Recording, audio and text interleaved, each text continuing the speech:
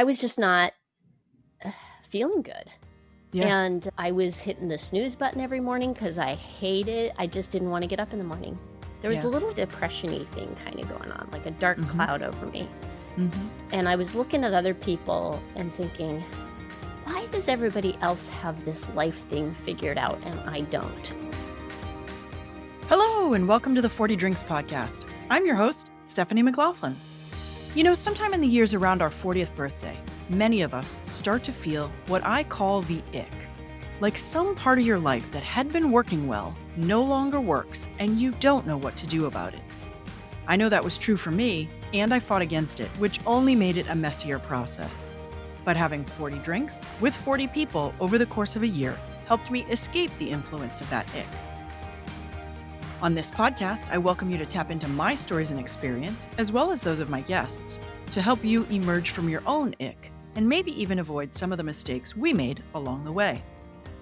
My mission is to make it common cultural knowledge that there is a transition most of us face around age 40, and then showcase so many versions of that transition that every single person approaching or recently turned 40 with dread in their heart knows that they are not alone.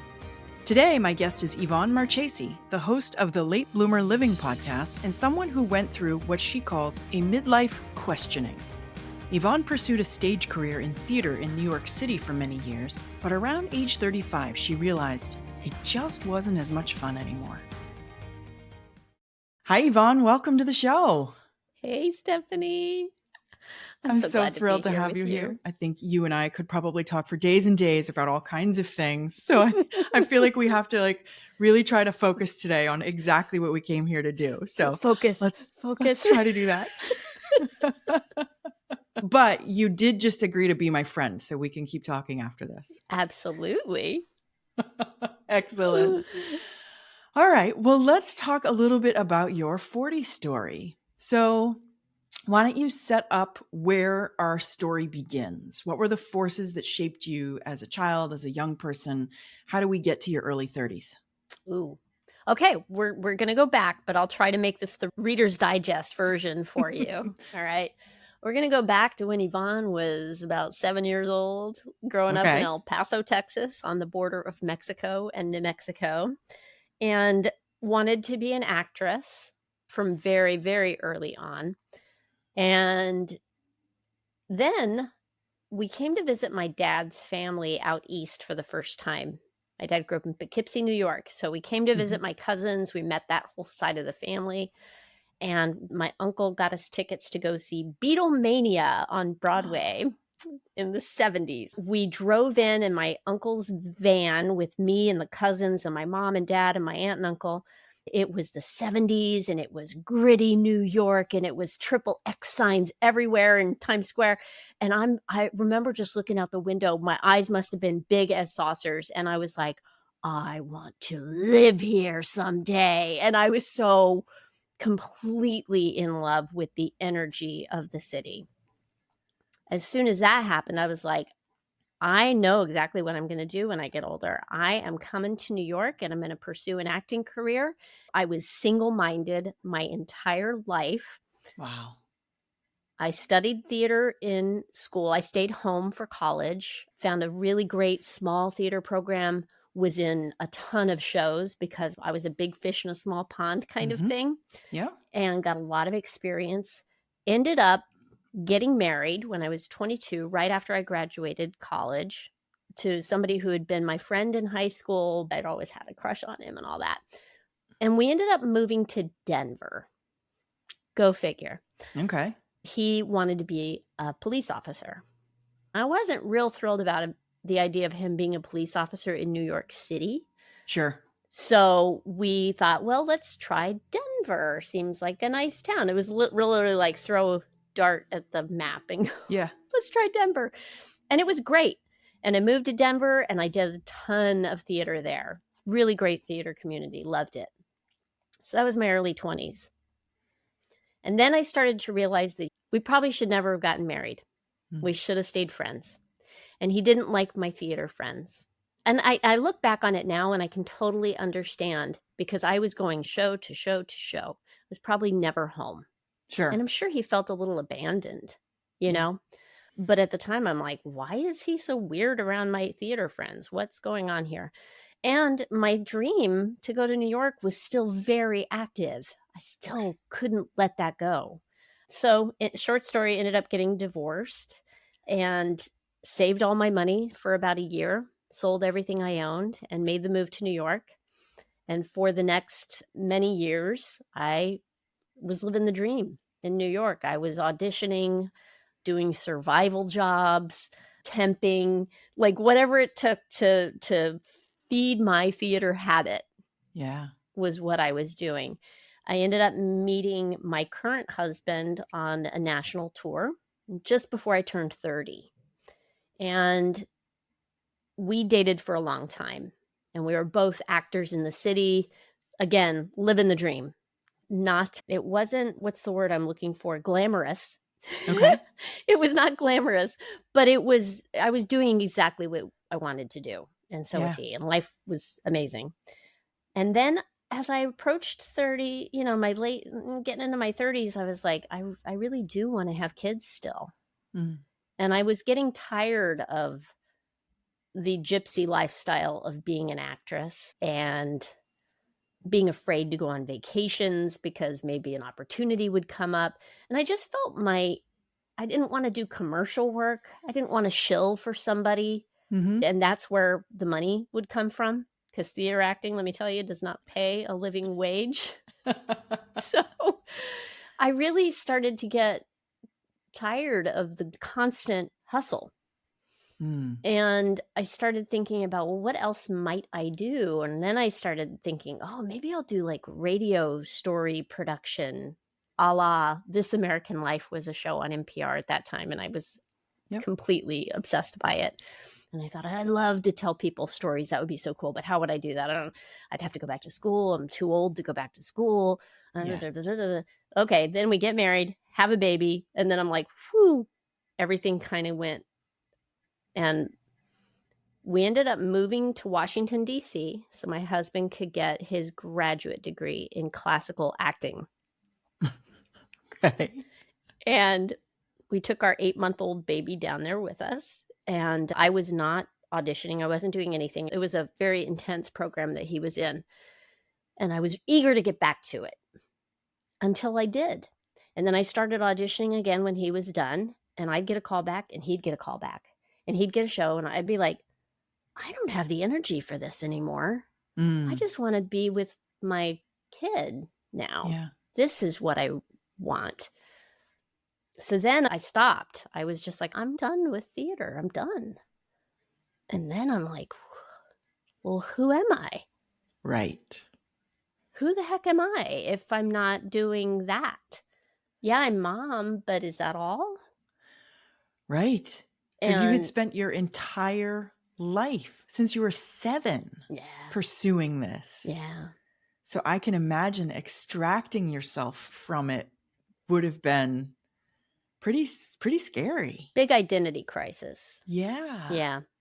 And then we Yeah. ended up moving to Connecticut where my husband grew up. Mm-hmm. So suddenly we're an hour from the city.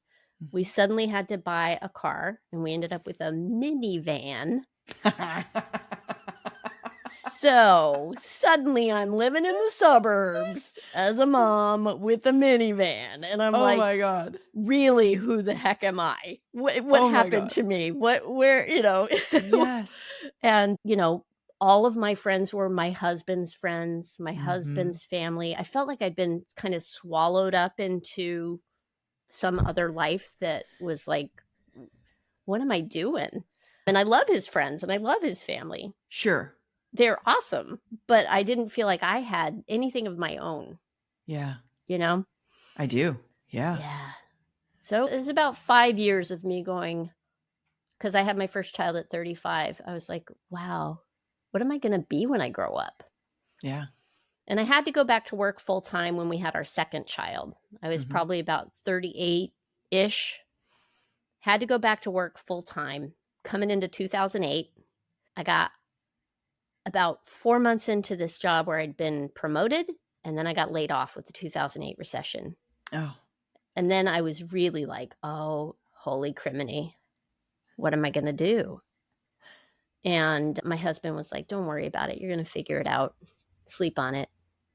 And I went to bed that night and I woke up in the morning and I turned around and looked at him and I said, I want to be a photographer.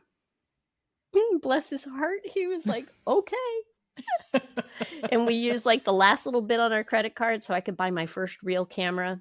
I enrolled in a photography program and I started studying, and I had a 6-month job search from hell.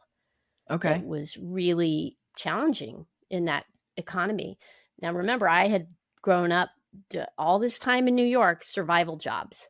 Right. Terrible resume. Right. All over the map. So Yeah. who's gonna hire me for what? At what rate? You know, and I'm 40. Right. I ended up in a customer service job that I flippin' hated. But you probably had to stay with for a while. Yes. For about 4.5 years, I stayed with that job.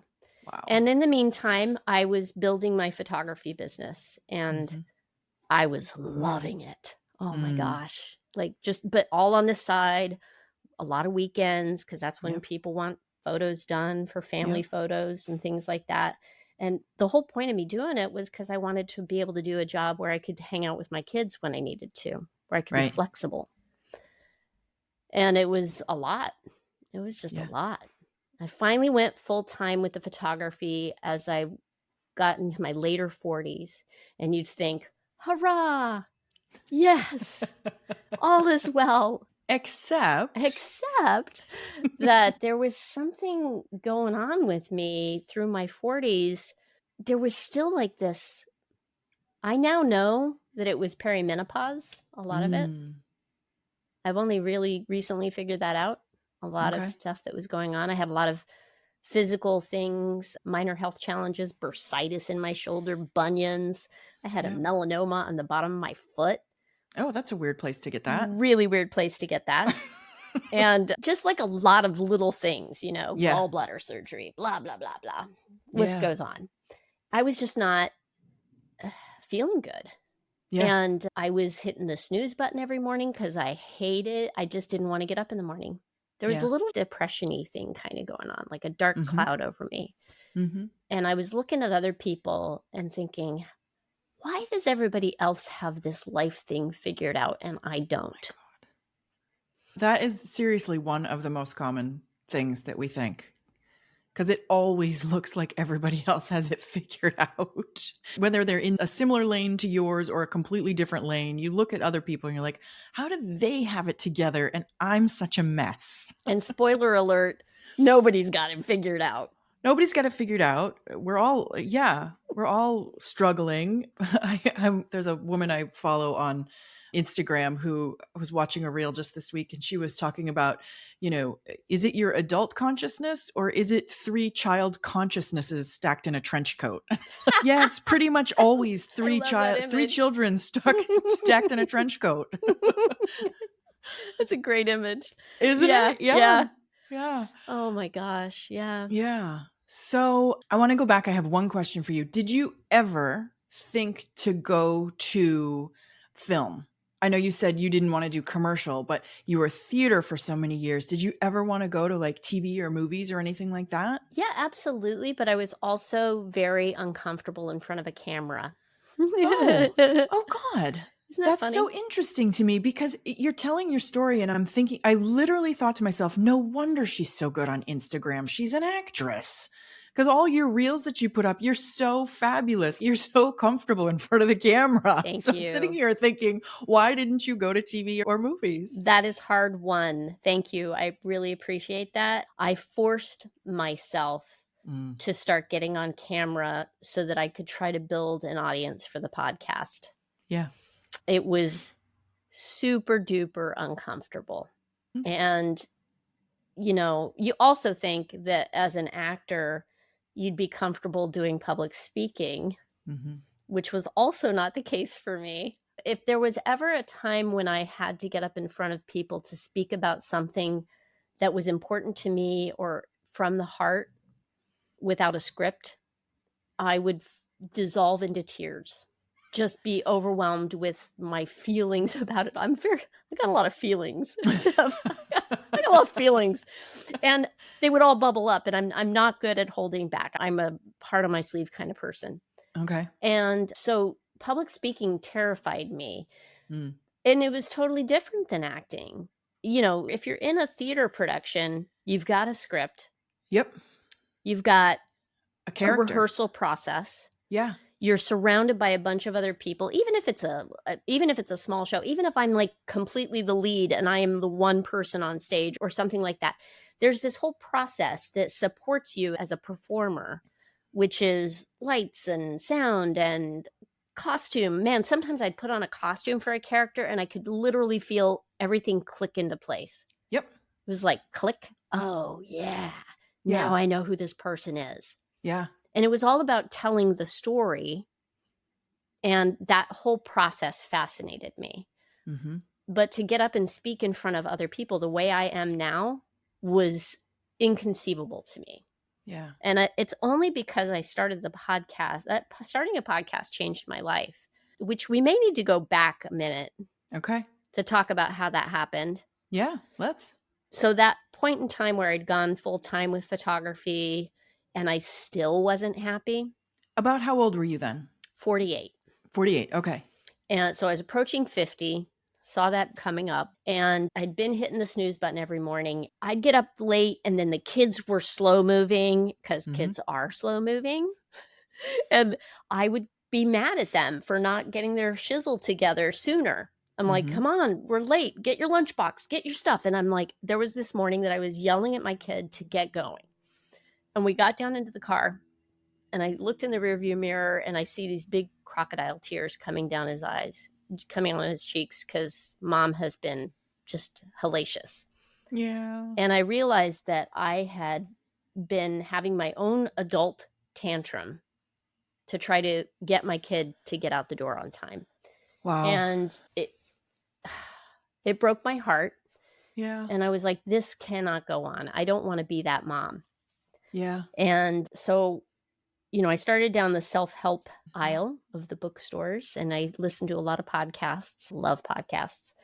And my husband was like, hey, there's this book by Mel Robbins, The 5-Second Rule. I just listened to it on Audible. You should check it out. She's amazing. I'm like, oh, okay. We'll try anything right now. I knew something needed to change, and it was me. Yeah. And I listened to her book, and I realized, oh, she was hitting the snooze button. She was having a drink every night. She was like all the things that I was doing. And I'm like, oh, okay. What if I just change a habit? Right. What if I change this one habit of hitting the snooze button, and I set my alarm across the room? And if I get up early every morning before my kids and finally start meditating like I've always said I wanted to do, and exercise, I was heavier than I'd ever been. I never really lost baby weight totally. I called my stomach the pooch. People would, this is many years past, being pregnant, and people would be like, oh, are you pregnant? It's like, Oh, ouch. oh my God, don't ever Straight to ask the anybody heart. that. Totally, right? And I'm like, Never. nope, I am not. And, but I wasn't taking care of myself. I just wasn't. I would get up in the mornings, and it would be immediately putting out fires. And that's how the day would start. Yep. And so I did a 30-day project, get up an hour before my kids, which was super painful because I'm not a morning person. And let's try it. Let's see what happens. And it changed everything. Wow. How so? Within a couple of weeks, I was feeling much better. Had so much more energy. It was like, wow, this is crazy. And then one morning I went in to wake up my older son, and I'm like, hey, it's time to get up. And he didn't know what I was doing. And he randomly said to me, you seem happier, Mom. And I was like, oh, wow. Okay.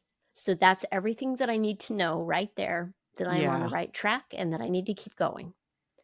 And it was just a huge change. As I started feeling better and more energetic and all the things, I was like, wow, I feel better now than I felt all through my 40s. And if I feel better now, even though I'm older, wow, I might, who knows, I'm likely to live another 20 or 30 years if I stay healthy. Right. And I have some control over that based on what I do, some control, right? So I'm like, 20 or 30 years, that's like a lifetime for some people. Yes. What am I going to do with that time? I started to get kind of excited and curious about what my future held. And when I started to get excited and hopeful about my future, that's when I realized that I hadn't been hopeful about my future. That in Mm-hmm. my 40s, I started to look at myself in the mirror and go, who the hell is that? Who is that old woman looking back at me? That is not me. Look at that belly. Ew, gross. Yep. All the things. And I realized I had been in this constant trash talk loop in my head about myself Yep. and about what I was capable of and what my future held. And I really felt like it was all downhill. Yeah. And when I started to realize that was the problem, that's when I was like, I bet I'm not the only one who feels like this. And that's when I decided to start a podcast, Wow. which took me 2 years to Yep. do because I was like, well, who am I Mm-hmm. to do this? Mm-hmm. But also, I don't have the money to teach me how to do a podcast. I don't know how to do the podcast. I don't have time. I'm building a photography business. I have kids. I'm busy, busy, busy, busy, busy, busy. Yeah.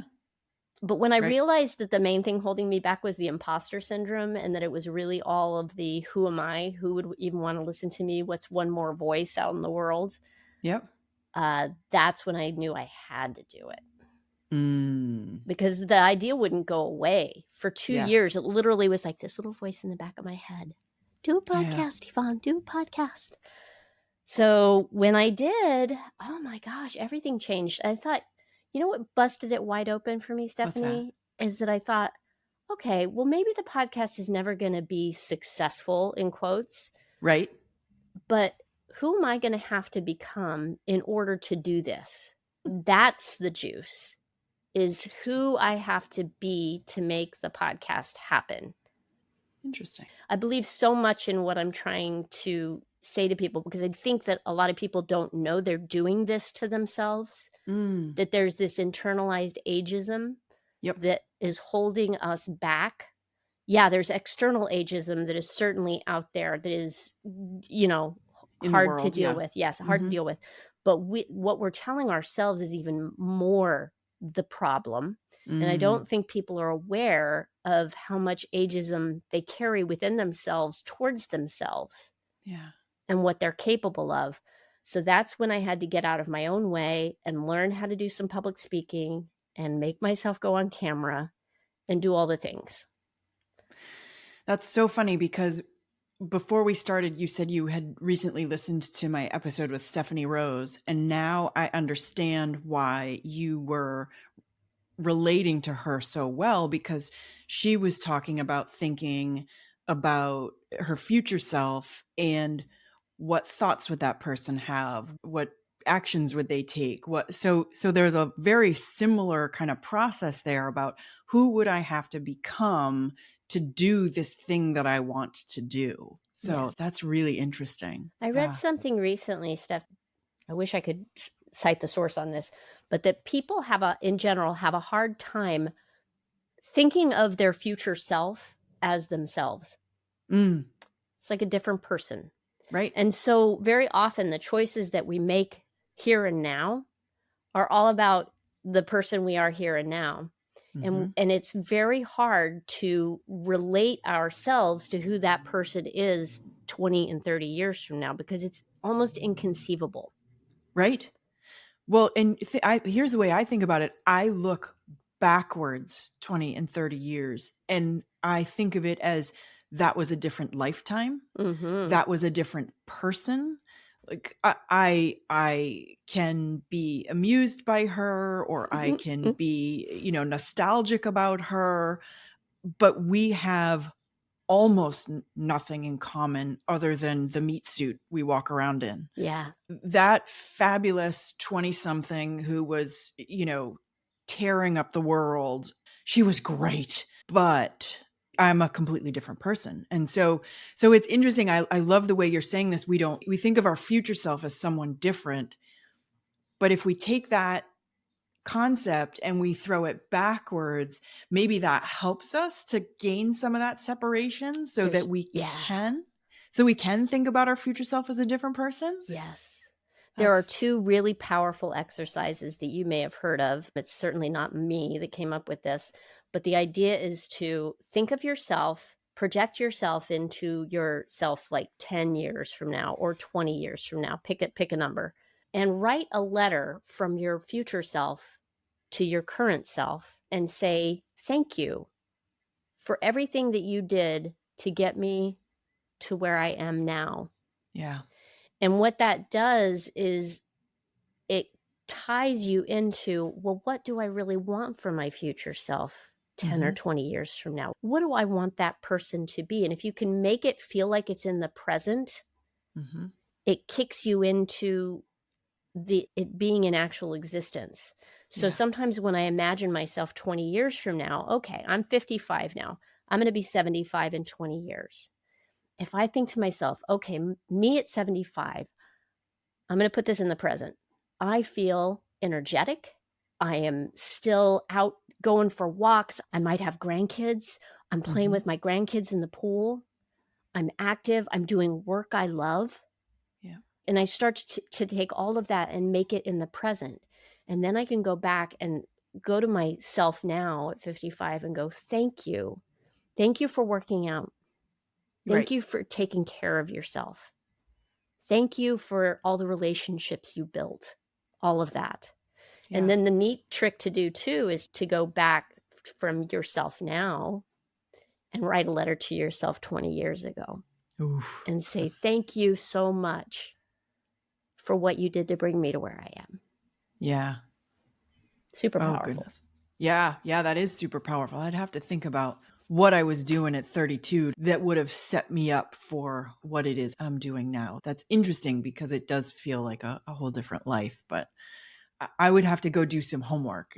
Where was I living and what job was I doing and who was I hanging out with and what things was I doing at that point in time that today I would look at as foundational to where I am now. But I suppose Yeah. that's really the point of the exercise, right? Is to go back and do all that thinking and all that investigation. Yes.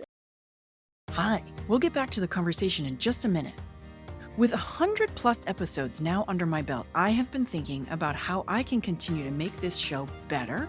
And to do that, I sincerely want to engage more with you, the listener. I want to say explicitly that I want to hear from you, and I want you to feel really welcome to ask me questions.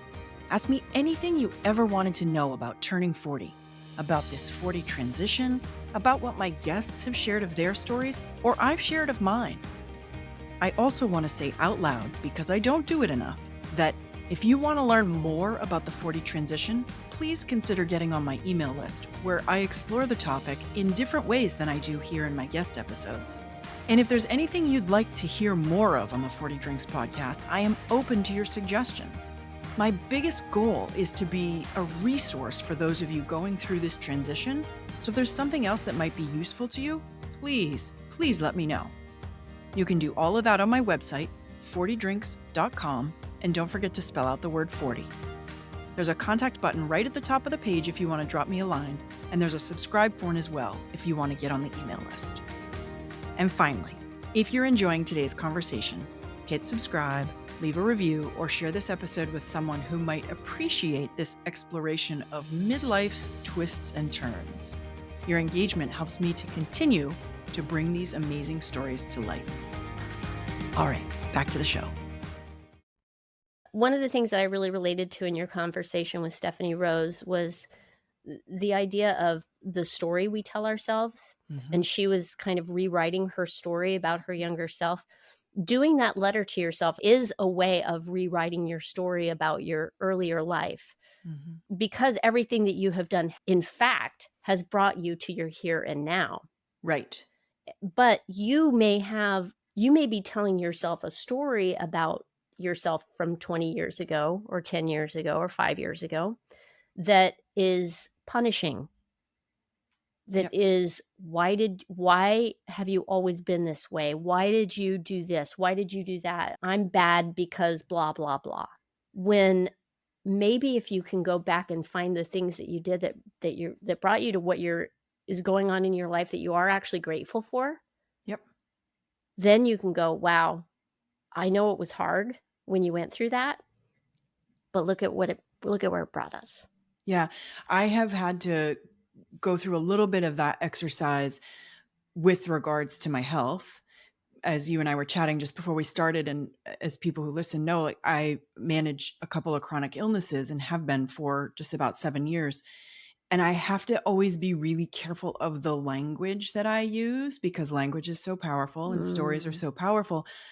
I used to say that I suffer from chronic illnesses, and that put me in a position of not having any power, not taking any responsibility, not having any agency, really, mm, if I was just suffering from something, if something was happening to me.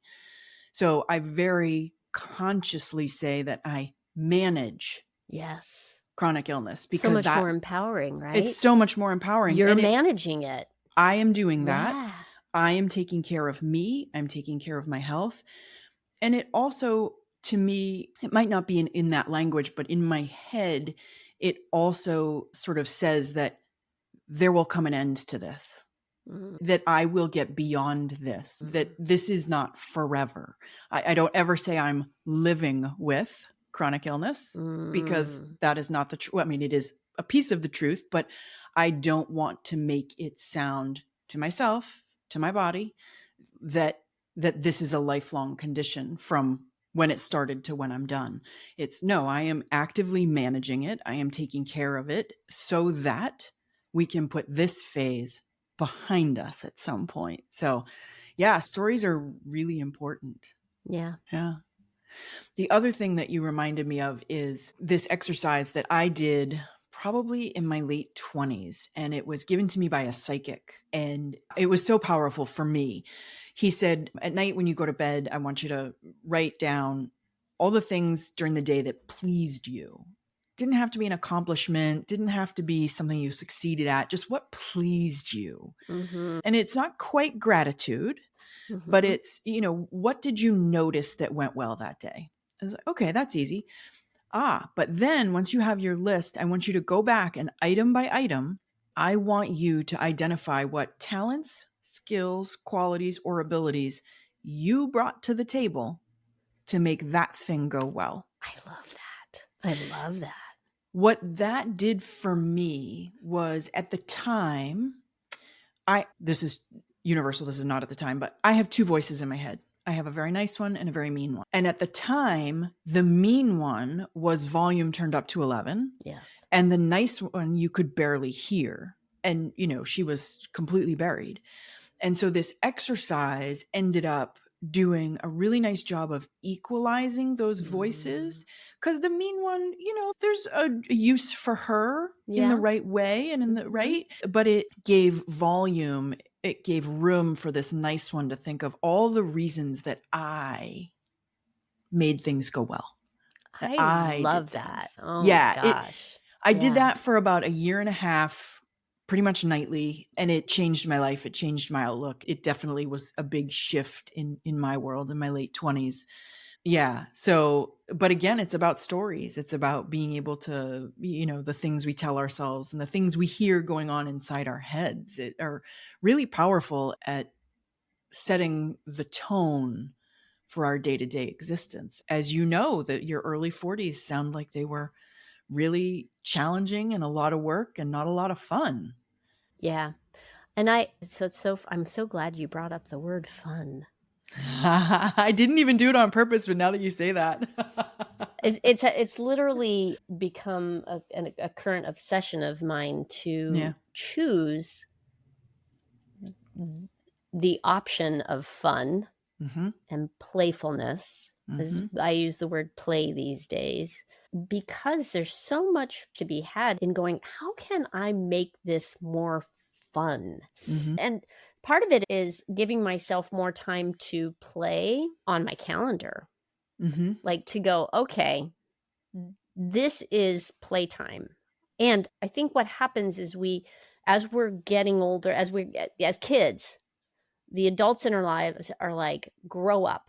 They want us to mature because it's a big bad world out there and they have all the best hopes and intentions for us to be able to manage all the hard things in life, right? Because they know they've been there, they've done that.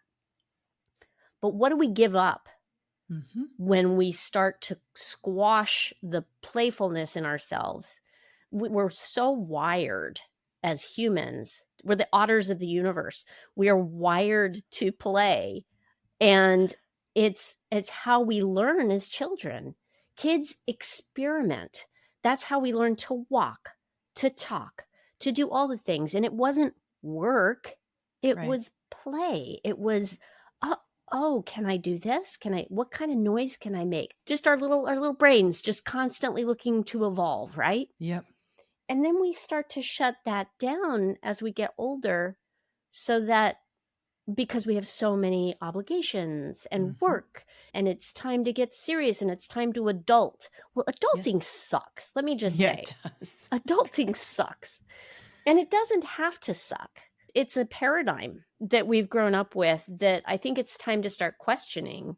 Yeah. Like, how much do you have to be in misery to get things done? So I try to make time on my calendar to literally play, get on my roller skates, roller skating again, which is so much fun, paddleboarding in the summer, walks, play. I consider it to be anything that is not work related. But the real trick is, can I approach my daily tasks and all the things that need to get done? Can I approach those things with a sense of playfulness and a sense of experimentation? Nobody told me I had to be a photographer. Nobody told me I had to start a podcast. Nobody told. And so those are things I want to do. And then, but you get into the grind of it after a while, and it just feels like I have to, I have to, I have to. And when I can remind myself that I get to do this, Right. yeah, maybe there's like little tasks that are involved with running a podcast that I don't particularly enjoy, Right. or running a photography business. I got to pay sales tax, Right. whatever. But can I look at those things differently? Can I look at it as, I don't like social media, but I have to do it to try to build an audience, right? So how can I make it more fun? Yeah. Yeah. I love this whole topic of conversation. I also spoke to a woman by the name of Teresa Thomas, who created this. She did a project when she turned 50, much like the one when I turned 40. And she did 50 fun things that she wanted to do in her 50th year. And it, again, much like my 40 drinks, sort of took on a life of its own. So last year, at my birthday, last summer, I made a list of 52-ish fun things that I wanted to do in this year, in my 52nd year. And I've done some of them. I've built some of them in. Again, it's a little challenging to be limited in your energy of what you can do and have things that you need to take care of, running a business, those kinds of things. And it was actually my conversation with Stephanie. She blew my mind. There's this concept in the chronic illness community around spoons, and you only have so many spoons for a day. And so how are you going to spend them? And she gave me this idea. She said, well, why don't you color code your spoons and actually save some for fun, for play, for things like that. And that was a bit of a mind blow to me. So I've done a pretty good job this year of doing a bunch of those fun things. Not enough. I want to keep going. But your element of bringing the fun and the playfulness into every day I haven't gotten that far yet. It's a challenge. It And I is. started a 30-day playfulness challenge. Gosh, I think it was back in February. And it's funny, when you start a challenge like that, it tends to point out to you how much you're not having fun, or how Yes. much you're not playing. Yeah. And then the trick is to keep yourself from beating yourself up. But there's so many things that we can do to incorporate fun and play into our daily lives that don't cost anything, that don't take a lot of time, that actually can give you more energy to do the things that you have to do. So it could be like, if you notice you are working and you're grinding away at a project, and you feel like you're starting to bang your head against the wall, or you start to feel that overwhelming sense of tired or overwhelm, Yep. get up from the desk, Right. put on your favorite song, and do a little dance break. Yep. That is play. Right. And it doesn't have to take that long. Right. A 3-minute song, Yep. it's transformative. Hmm. Or go take a 15-minute lie down that doesn't need to be sleep. Right. I set my timer. I go lie down and I just get horizontal for 15 minutes. And maybe I play a little meditation, or I just put on some easeful music or white noise or something.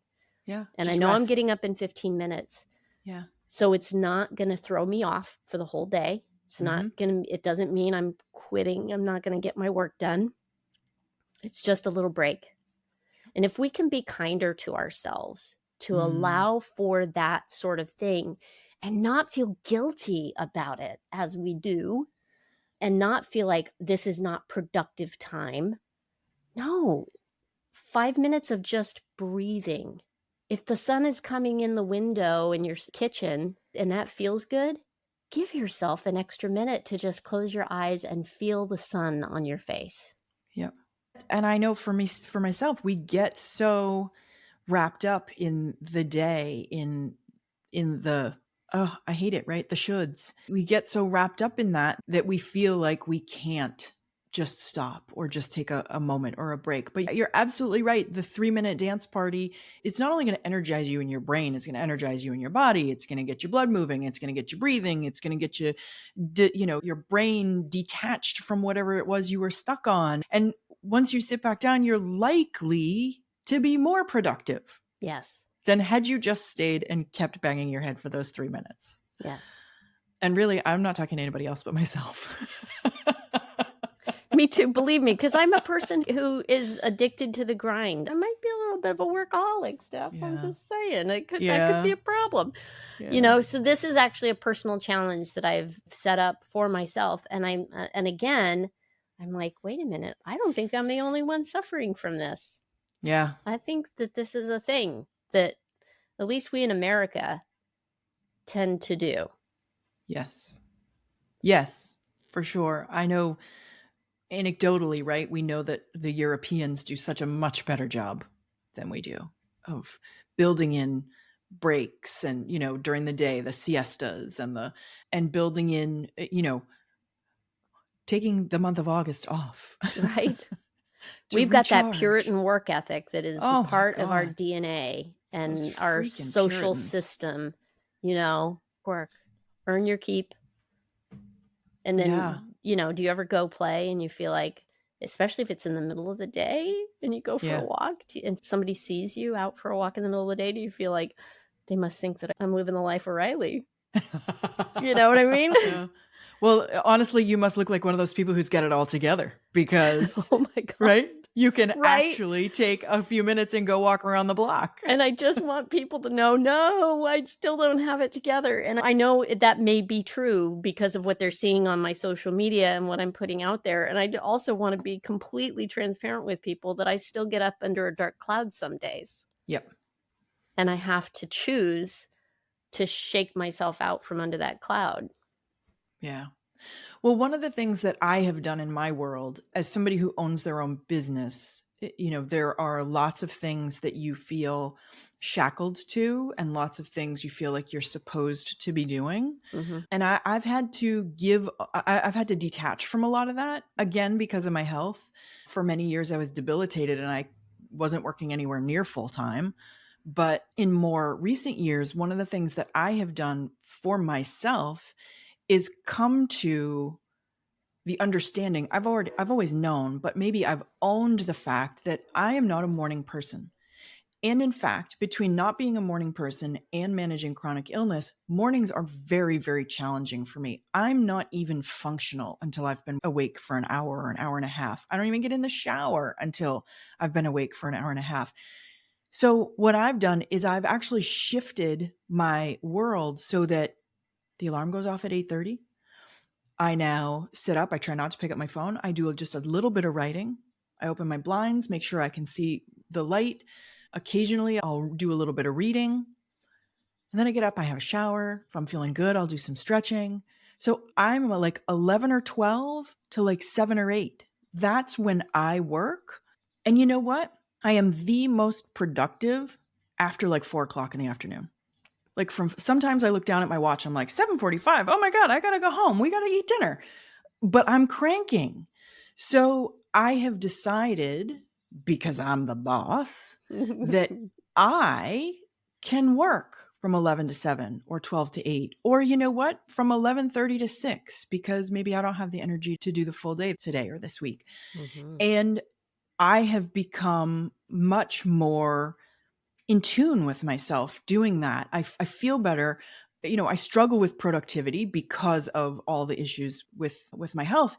So if I optimize my day around my best biorhythms, my best energy, my best flow, I am more likely to do well than if I try to get myself to my desk at 9 or 9:30 or 10 and struggle for the first couple of hours and then be headed home right when my brain's coming up to, full functionality. So Mhm. that's one of the things that I have done for myself. And as a grown ass person, I can make those decisions, and my team knows it. My clients know it. I have a client who, if I answer the phone at 10 a.m., he goes, "You're awake?" Yeah. But we've worked to create a situation where, yeah, a bunch of them are much more morning people than I am. So they start earlier and we'll overlap in the middle, and then they'll go home and I'll keep going. So, all the supposed tos and the shoulds and the structures that exist in our adult world, it's okay to question them and to rework them so they Yes. work for you. Yes. Because now I don't wake up with the dark cloud over my head. I don't wake up thinking this is going to be really hard to get to work. And I have a meeting at 9:30 or 10 o'clock. And my brain's not even going to be on by then. No, no. I'm going to take my morning. I'm going to do my things. I'm going to get up to speed. And when I get to work at 11:30, 12 o'clock, I am going to be good. We're ready to go. And, people who work for the man don't always have that opportunity. Yeah. But for those of us who own our own businesses or who create our own schedules, maybe think about what works for you best. And trust yourself. What Yes. I'm hearing and what you're saying is that you're learning to trust your rhythms. Yes, absolutely. Absolutely. Yeah. And I'm learning to let the snarky comments from friends and family, just roll off my back, because sure, you're a morning person. Rock on, my fine, but that's not going to work for me. And I'm a unique person. I'm a snowflake, just like you are. And so I'm going to do what works for me. And that's the trust is the big word, because that's the other thing that happens to us around midlife, is that we stop trusting all the people outside of us who tell us all the things we have to do and we should do and we're supposed to do. And we start trusting ourselves. I only really came to that in the last, I don't know, 3-4 years, maybe not even that long. But yeah, I built what worked for me because I trusted myself. And I knew that taking into account all the variables of my life, the team, the clients, the work, it could work. Yeah. Maybe it would be better. Midlife is such a huge opportunity. I mean, they built this whole thing, this whole idea of the midlife crisis, Yep. which I don't believe it's a crisis. I think it feels like a crisis because all of a sudden you do start to question Mm-hmm. all the things that you've been told your whole life, or all the things that you decided to do to try to please your parents and to Mm-hmm. try to please other people. And when you start to question that, it can feel really uncomfortable and it can Yep. feel like a crisis, but I think it's an awakening. I think it's Yes. the chance, it's our moment in time to go, oh, who am I really? Yep. And what do I really want? And I am a grown ass person and I can make those decisions for myself now. Mm-hmm. And I'm going to start setting some boundaries and Yep. living life on my terms. Mm-hmm. And you can call it selfish if you want to, but I think selfish gets a bad rap. I think if Right. everybody was a little more selfish in that good way, I think the world would be a much kinder place because people would be happier.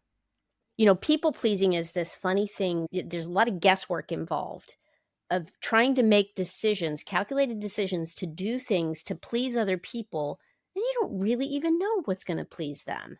Right. You Right. think You're you know what's guessing. gonna please them, but how authentic is that? How real is that? How truthful is that? Mhm. All you can know what's truthful for you inside and how you're gonna walk through life and be your happiest self. And if you can be your happiest self, you're gonna be able to show up for other people in a whole other way and connect with them in a whole other way. Yeah. There's so much possibility in it. It's so Yeah. cool. Yeah. It is. It is. My big challenge with this transition that we go through around age 40 is that we've gotten so far away from the concept of the midlife crisis that the generation that's turning 40 now, they don't relate to it. They eschew it completely, which is fine because it was kind of a stereotypical thing to begin with in the 70s, Mhm. 80s. We don't know that we're headed for a transition or a transformation or an awakening or a questioning or any of those things. It's just not common cultural knowledge that there is a shift we go through sometime around our 40th birthday.